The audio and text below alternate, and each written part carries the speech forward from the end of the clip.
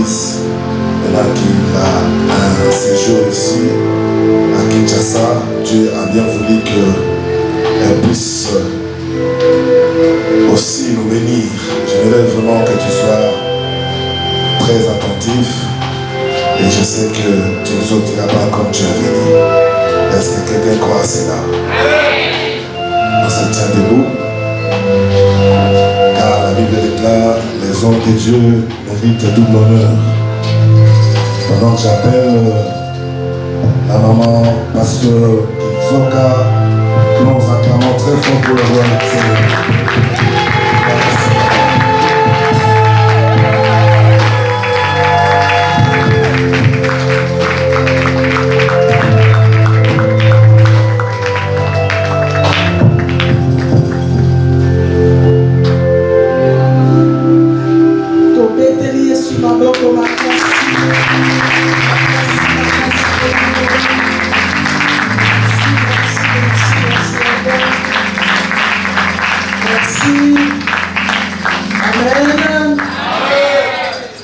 Merci pour l'opportunité que c'est là pour nous tourner le haut comme ça tellement sur notre quoi de l'eau madame mardi vendredi de l'eau papa ça la chair dans n'importe quitter et ce qu'on peut c'est une confiance durant toute cette semaine si quand ça va la parole là à part aussi ma collaborateur merci à part aussi ngomba mobimba et ça que nous voulons la semaine mobimba amen.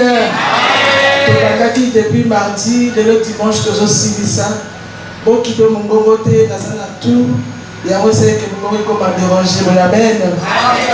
Maintenant, on continue. De notre temps, dans la Genèse 37, verset 13 à 17.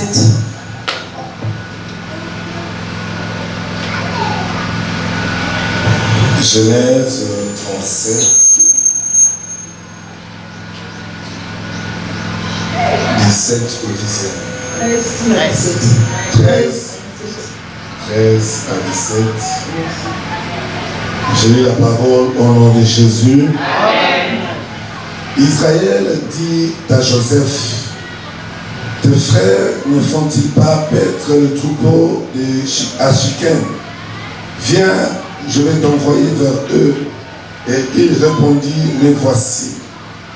Israël lui dit, va, je te prie, et vois si tes frères sont en bonne santé, et si le troupeau est en bon état, et tu m'en rapporteras des nouvelles.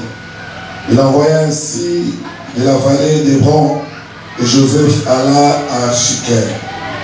Un homme le racontera, quand il errait dans les champs, il le questionna en disant, que cherches-tu? Joseph répondit, je cherche mes frères. Dis-moi, je te prie, où ils font paître leurs troupeaux. Et l'homme dit, ils sont partis d'ici, car je les ai entendus dire. Alors, à d'autant, Joseph alla après ses frères, et il les trouva à d'autant. Parole du Seigneur. Le temps de sur 1 Samuel 3, verset 1 à 10.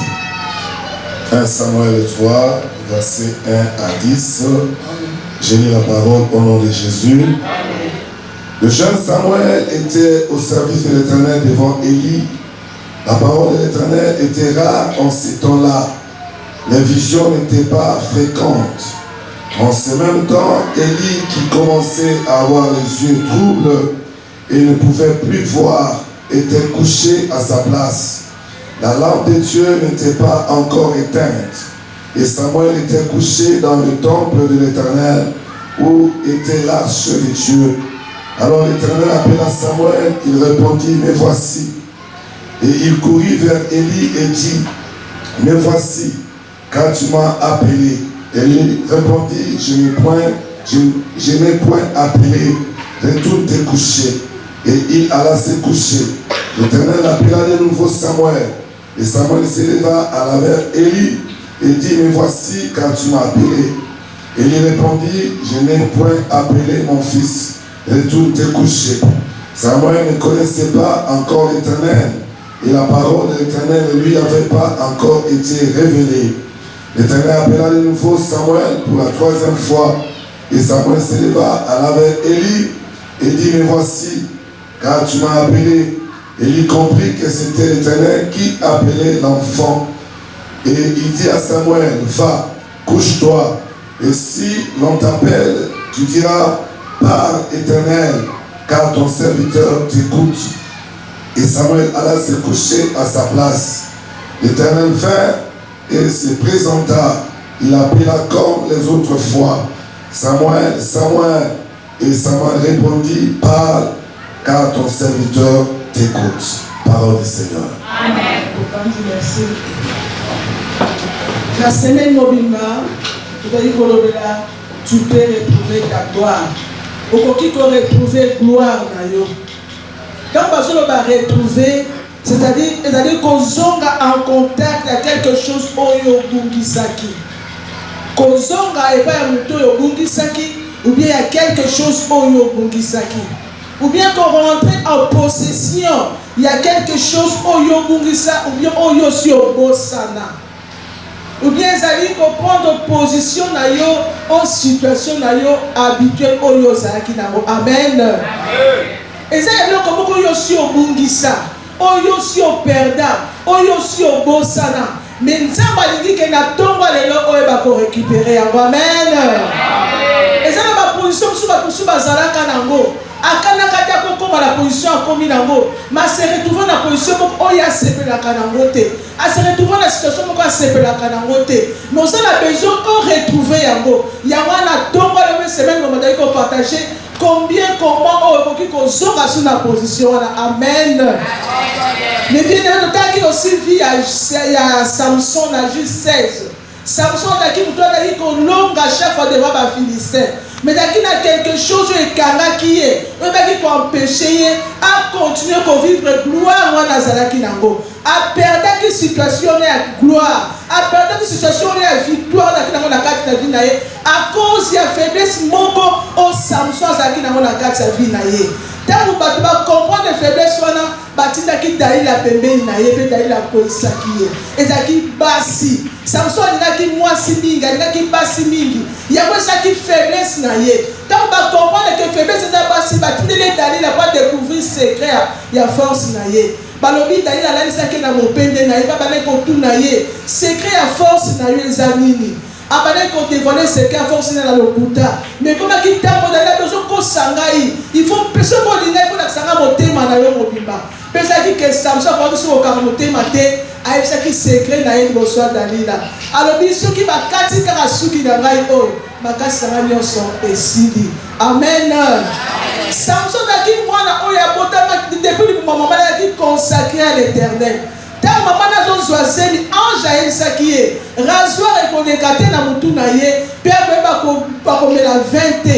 Bien aimé et qui le connaît secret ou bien taki il comment que ça simba qui m'a cassé à Samson et taki secret comment secret ba ko dévoiler pas à mututé mais tant comment il a dévoilé pas à batu bazwa qui force à Samson mais bien maintenant makambo ebele na vie na batu bakisa teka yo makambo ebele secret na kata liboto na bango bakisa teka basi bazwa il y a que ça que bon père de position na bino bon père de force na bino et ata musu na ba force mususu le bien aimé ba porte musu ba fungola bino ko bino boye bate bateka bino bakaba sekele libota bakaba sekele andaku na yo bakaba sekele makamno zaki nango yango mono perdre même mbongo na yo on perdre même santé na yo on perdre même beauté na yo à cause que ya sekele oyo bayiba epai na yo et fungole ba porte ko sa faiblesse na kata vie na yo moi je suis sous position na yo zaki nango moi je suis gloire ya nzambe lokolo yo zaki na kata vie na yo et ça c'est parce que perdre eloko moko mais na tongo alelo na ye kat de sikoyo ko yebisa mutu moko ke nyonso oyo perdaki okoki ko récupérer encore au nom de Jésus. Alléluia. Na tongo na tongo récupération et ça dit tongo oyo nzamba pousse yo kat de sika oyo on reprendre en possession o nyonso perdaki o nyonso banguna bayiba yo o nyonso babomba na famille na yo o za ya yo Seigneur ba ko récupérer et Seigneur récupérer na tongo alelo. Amen.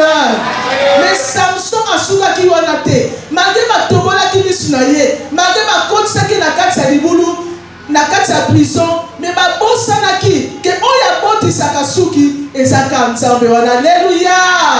Malgré na kati ya libulu, malgré na kati ya pasi, suki na ye bandaki kobota. Tangu suki na ezobota elakisi ke makasi na eza nini ezozonga. Alleluya. Samson ati moto azali kosala liboso ya nzambe. Tangu ka suki na bandi kobota alobi ya comprendre que non, certainement force na ye bandi kozonga. Alobi epata badi Seigneur, souviens-toi de moi. Nzambe akanisaki ba souvenir au Samson asalaki elongo na ye. Mais bien aimé, il faut marquer ba souvenir liboso ya nzambe. Tant tozopusana liboso ya nzambe, tant tozosalela nzambe, tant tozofrire epai na nzambe, tant tozaporte epai ya nzambe wana bien aimé, tozomarke, tozokoma na kati ya livre ya souvenir ya nzambe. Nzambe akomaka bosanaka te. Alleluya. Bato mokili bakobosana. Tant yozoplante epai ya bato bakobosana na ye bien aimé.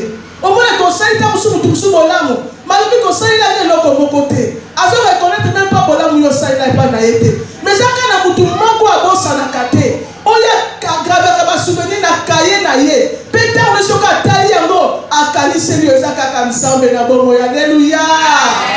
epai na ye te moloni malamu epai na ye te bisika singoli bakobomba esi epai te singoli bakosala misala ya malamu mpo te nzambe bakokanisela yo. Samson dit, Éternel, souviens-toi de moi. Ngai na kufa longo na bafilisé oyo. Permettre que msuki na ngai bota. Permettre que makasi na ngai songa. Pour être na sala numéro moko. Ngai na bango to kufa elongo. Amen. Alléluia. Na maison vendredi, on a qui dans Nombre 27 verset 1 à 5. Parce que sur ma fille, il y a Tchélophane. Baki bana basi oyo ba perdaki héritage na bango. Letaki na Israël bien aimé, bana basi bali ko sa possession ma parole na bango te. Ezali kaka ba personne qui est pas na bana mibali. Mais bana basi ta ba perdre possession papa na bango, ba baki ko suka boyete. Il faut donc que devant Moïse.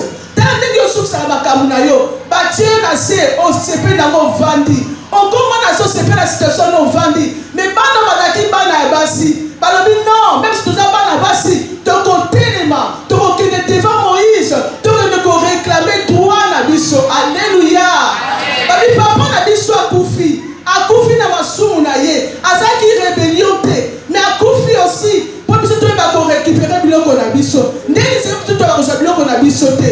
Moïse a dit te. Bon c'est là même à cause la bien liboso nzambe wana. Tama ke pa nzambe, malgré zaki loi na kati ya Israël, ke bana basi bakoki ko hériter te. Malgré zaki mobeko, malgré basi ba arrêter qui ont déjà. Mais ces jours-là, mais bien aimé nzamba pesa ki bana basi au raison. Alléluia. Et c'est comme ça que l'homme se établit dans ta famille. Et c'est comme ça que César déjà arrêté na kati ya msa na bino. Basi ba signer un papier, ba dit que yako matate, yako leka place oyote. Mais c'est lié ba côté les mains. OK, devant la tente d'assignation.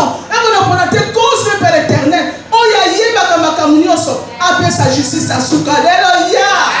Pas si on battait babi non. Et qu'on souka boyete. Nous avons besoin de possession papa na biso. Mais bien le temps va pousser na qui?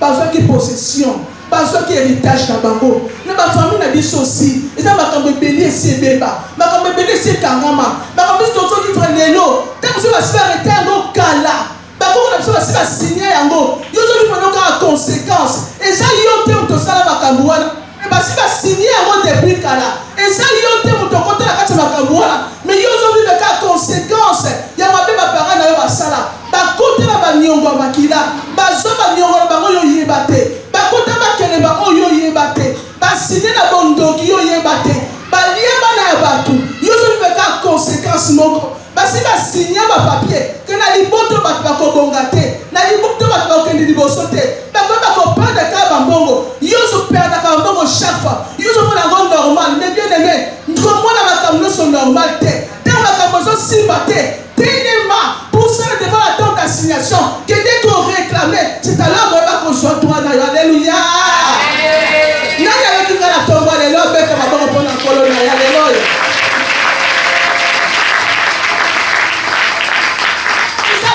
Important mais bien aimé. Comment on va comme sur le point normal té. Tu y a qu'à l'église bien aimé comme tu as dit bota na ye. Ou tu as ta famille na ye. Tu y a pas beaucoup de bisika moko mais ou tu as dit réalité à famille na ye. Quand il va te ngala lingaka libota te. Ato lingi libota te obima na kati ya libota. Alléluia. Ato kima famille osala makila ya famille na yo. Alléluia. Ato bwaka bango musima biko basala bandoki. Makila no tambola na mozaka ya bango. Soki yo kati yango te, soki yo bundi te, soki yo longoli yango te bien aimé, on longoli loko ate kanga bino et qu'on l'a d'ailleurs kati na suka. Il faut comprendre une réalité dans la famille d'Abino. Au cas de ma camarade, ce cas-là, on va retrouver gloire. Moi, je dis qu'il y a parce qu'on a ce cas le point normal. On a ce cas à Pamba. On a essayé ça dans Manango. Non, tata ne peut pas vivre à Kango. Donc, on ne peut pas faire ma camarade. Non, non. Moutouna, ça différent. Alléluia. Donc, mais tu peux avoir un air différent. Alléluia. Yo c'est étoile mususu, yé pas ça étoile mususu. Mais toi les ébélés dans la licolo, mais toi les c'est la combo na yango. Et toi les ngena kana lolengi na yango. Donc yo c'est différent dans des konayo, on ça différent dans des choses à pembe na yo.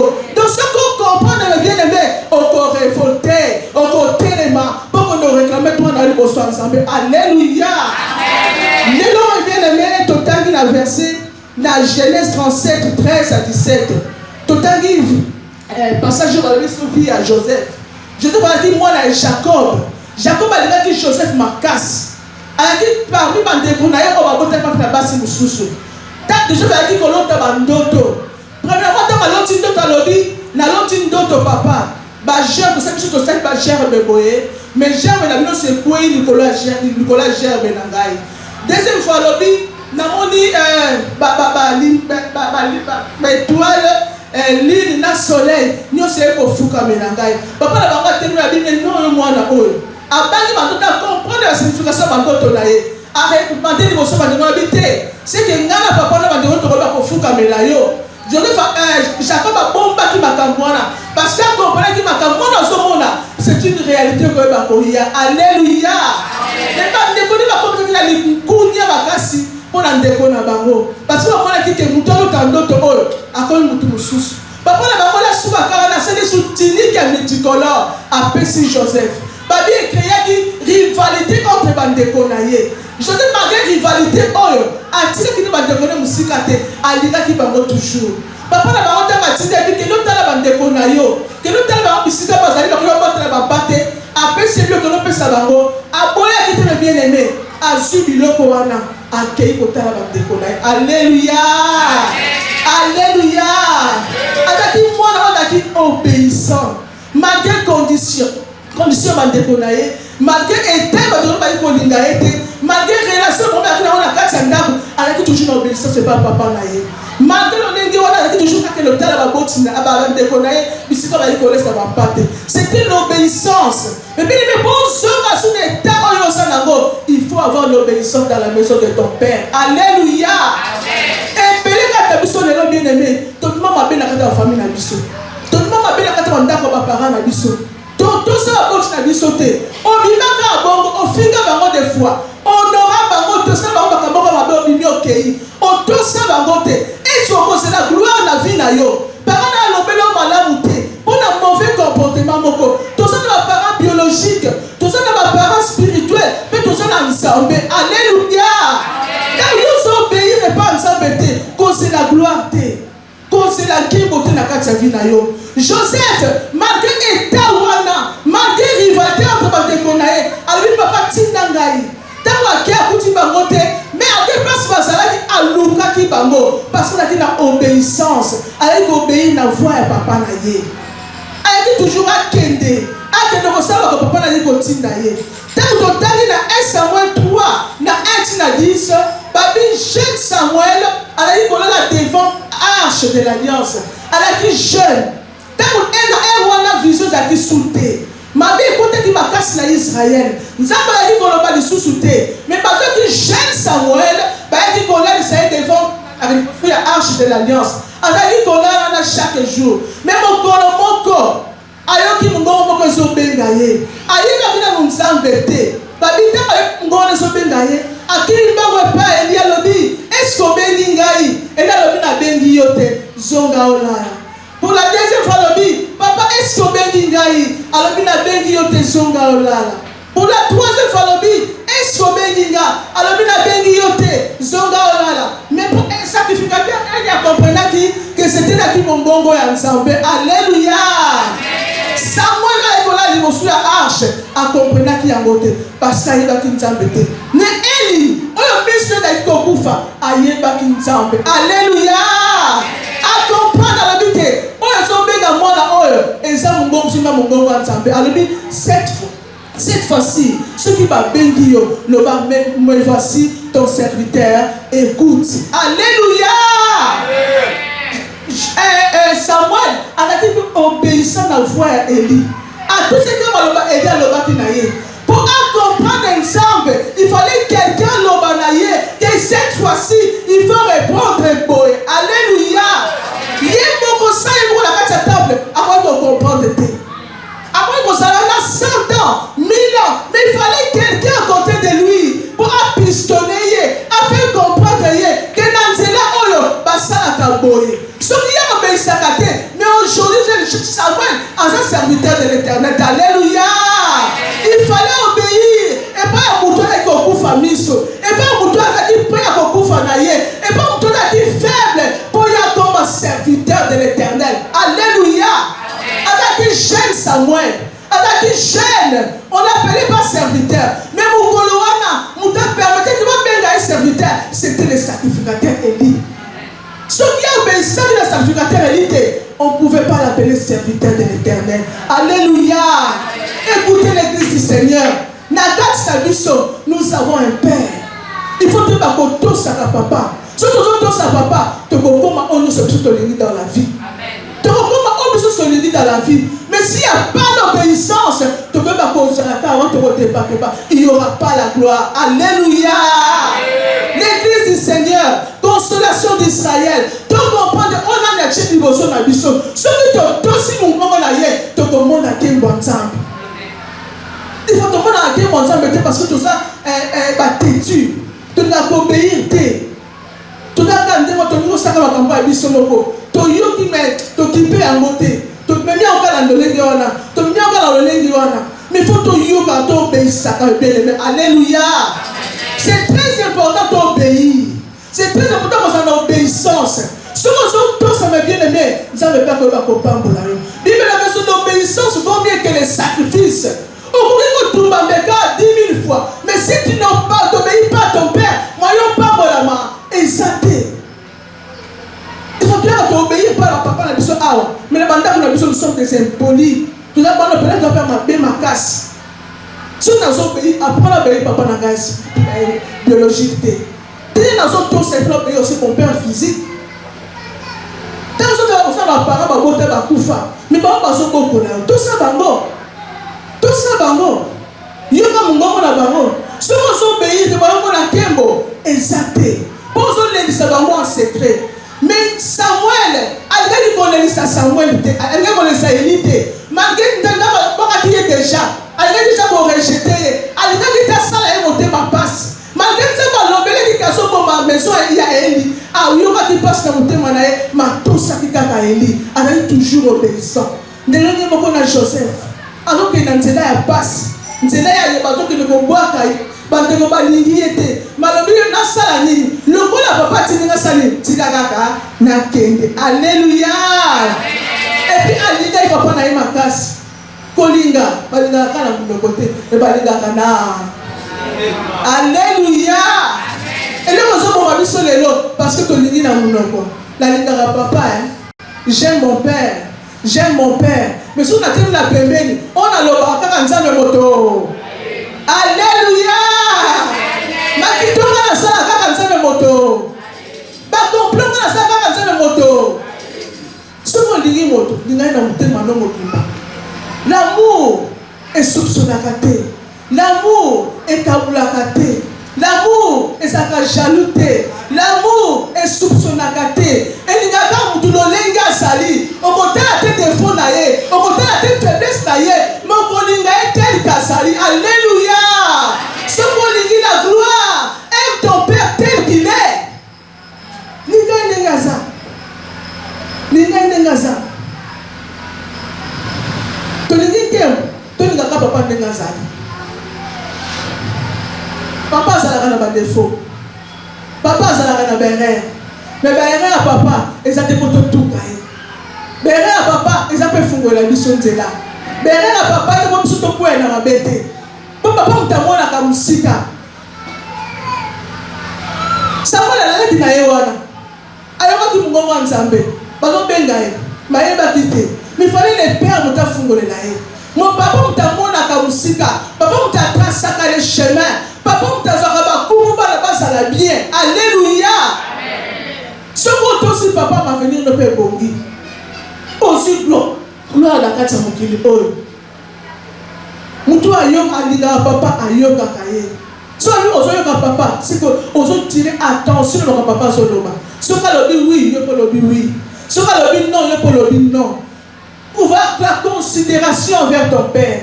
Il faut dans la considération pour honorer. Pour adorer, tu vas vivre pour honorer. Alléluia. Pour faire la considération à papa. Papa a dit que tu dois boire à bango. Tu dois abandonner. On va s'aller au tika et musika, au kibarayete. On a besoin de bamboli. Est-ce que le bar malam pour la tienne ailleurs? Pour bambola, il faut pas le malam te. Na mona papa moko. Ba ne ba oti de bilo. Jamata loba ke ko bambola ma. Bo sala boy. Ce batou ne ba ne ba tite le roblo rabi, ba tite la ngel le côté. Ah ba pour le ba ne ma. Est-ce papa olo? Ne benda sa ne ba ne ba sa ba tite le côté pour la nuit. Est-ce que tu as la côté? Et comment on m'a pas battu? Il m'a dit qu'on profite de ça là-bas, à travers ma belle papa dans la tête de ça.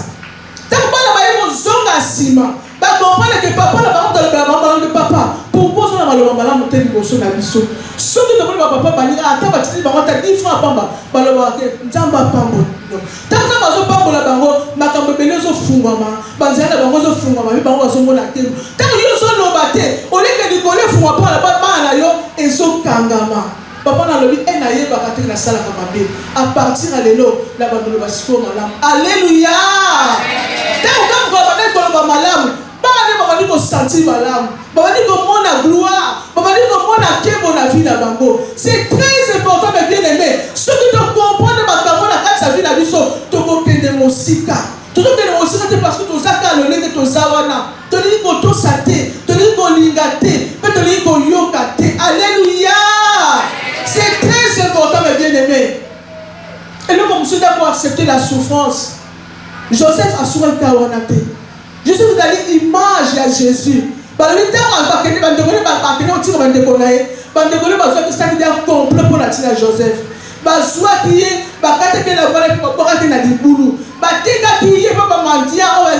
commerçant. Mais qui va venir Potiphar. À discuter, il faut douter. Vers la victoire. Alléluia. Mais bien le même temps, si la vie na yo, ma kabolo so kuta na ngo, connaît la raté bien aimé et ça chemin sur vers la gloire. Alléluia. Aussi on est limite, aussi on ne peut pas s'imiter. Si tu es salama, mais confie-toi à l'Éternel parce que tant qu'on a un séquard et comme il peine. Alléluia.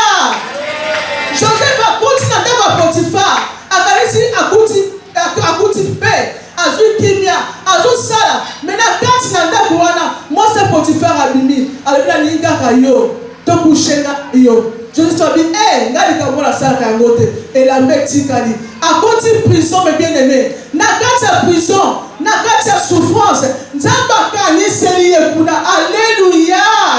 Mais bien-aimés, voilà les souvenirs. Et cela dans Joseph na kati prison. Tanga comme na kati prison, abandi bolimbo la bandoto. Tanga limboli de toi ba bimi ba ko musika mukolo moko ta roi loti ndoto a cause de ta vie et ça la mutu moko azana kati prison. Voilà les souvenirs bien-aimés et que nous sa Joseph qui na kati prison et même bien la maison royale. Ce qui ça va les même maillot musika a collection même la vantela ya passe. Ce qui ça va les tambola na yo a comme même la vantela ya passe. Il n'y a pas la victoire sans les combats. Vie ma longue et ça vie à Bitumba. Batumba pour la combat la carte vie na parce que ça mon longue. Ba pour ça tout le monde pas battre. Ba pour ça va tout ça pas en bien aimé. Ce que vous bundisa yo, parce que vous bundisa yo, parce que vous sentez que yo ça mutu sous. Pour ça ben la famille, pourquoi tu as pas de spectacle yo? Pour ça tu es pourquoi tu as pas yo wala ndaka yo? Parce que dans ce monde ça na eloko. Ça eloko ba boyeba la ndaka exacté. Il y a un moment chemin à la poire. Mais si porter chemin on l'a bien aimé. Si porter chemin on l'a bien aimé parce qu'il y a la gloire, eux autres c'est là quelque part. Amen. Alléluia. Il faut accepter la souffrance. N'a pas de souffrance d'ailleurs pour ça la volonté à battre, mais ça la volonté de Dieu. Si vous avez la volonté à battre, au Kobunga. Si vous avez la volonté à battre, au Kobunga, au Kobunga, la gloire. Au Kobunga, au Kobunga, la Liboulou, la Yoé. Tant que ce soit maintenant, nous allons la Liboulou. On est non moins ça tout. Pour ça la volonté va commencer à accepter, mais ça la volonté va commencer à na Nicolo. Yesu ma sœur bien aimé. Banda la quand tu vis oh, vient d'aller à Bitumba. On se voit bébé à Moukia Botami. Balobi to moni étoile na ba mage. Babi to moni étoile na ya on sali to ye ko lukaye. Et roda ben ba ngali boya. Pourquoi nous avons dit tout le monde étoile moko et annoncer naissance à Jésus? Il y a moins de temps que nous avons dit. Beaucoup de côté l'étoile, ce que nous dit, vous savez, vous avez connu du sanga. Et c'est un contrôle. Alléluia. Et c'est un contrôle. Il faut qu'il ce que vous savez, vous avez connu du sanga. Pourquoi vous contrôlez la vie? Pourquoi vous avez la vie? Parce que vous avez banga, ce que vous mati, et ça va comme makasi. Alléluia. Basobanga komatana yo, basobanga, basolenga, basoki yo mati, bakamula bango se bébé. Banga Yesu mwana bébé. Alléluia que le kangela nga bébé. Tata mukolo ko le road, ba osala guerre pa mwana moko mukelo ko la Yesu. Abonde bele pe na kati ndaba ya royauté. Mabonde na kuna bisika ba kengela ba mpate. Mazola de la kafina ye. Et ceux qui vont la passer à Yesu, à continuer dans la souffrance, mes bien-aimés, à côté dans la souffrance, à côté de la daïe pour le psychanios, n'a garanti le diable à bimelier, à côté tenter de finailler, à la télé qui n'a souka, mais bien-aimés, à ça qui la volonté à moutouté, mais il faisait toujours la volonté du Père. N'a pas cette souffrance, le goût de Joseph, a continué toujours avec la volonté du Père. À ça qui volonté à mon touté. Allez toujours porter la volonté du Père. À supporter la croix. Mais mon colombo dans la maximum, il y a un sambela, Nangomba. Passionné les gars qui sont dans le repoufa. Alors, papa, est-ce que vous l'ongo la coulou sauter du bosso nangai? Est-ce que vous l'ongo la pas sauter du bosso nangai? Il y a le coup la nzambe. Après, il faut changer la situation. Après, il faut changer la situation. Parce que nous avons dit nzambe. Il était capable. Parce qu'il a dit Nzambe. Mais il n'a pas voulu faire ça. Il a respecté la volonté du Père. Alléluia. Pour mon gloire, il faut respecter la volonté du Père. Si vous respectez la volonté à Batou, on peut vous biscuiter sérénité. Il a respecté la volonté du Père. A mati jusqu'à la croix. A dit qu'on bouffe comme un brigand. A dit qu'on a soni. A dit qu'on a tali rwanda. Toujours à respecter la volonté du Père. Bible a dit ça. Nadi kolo, nase, penasia mabele, motomoko ta tombama, logo la ye. Babi dans les cieux, sur la terre et sous la terre. Ba genou nyonso, ils ont fléchi du bosso na ye. Pe ba pesa e tombe, pour les gaba tombe nyonso. Pe aujourd'hui, il est assis à la droite du Père. Na quel bon nyonso me bien aimé. Quelle gloire! Quelle gloire! Quelle gloire! Parce qu'il a respecté la volonté du Père. Nous avons toujours comme la question parce que respecter la volonté de Dieu. Souvent, c'est ça qui a dit que pas déjà. Parce que les gars, ils font la tête de moteur. Est-ce que c'est la volonté du Père? Est-ce que c'est la volonté à papa? Quand on a la boulouté,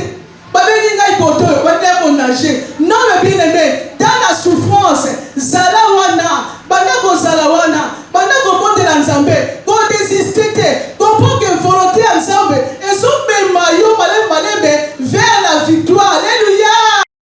Ta houlette et ton bâton me rassure. Dans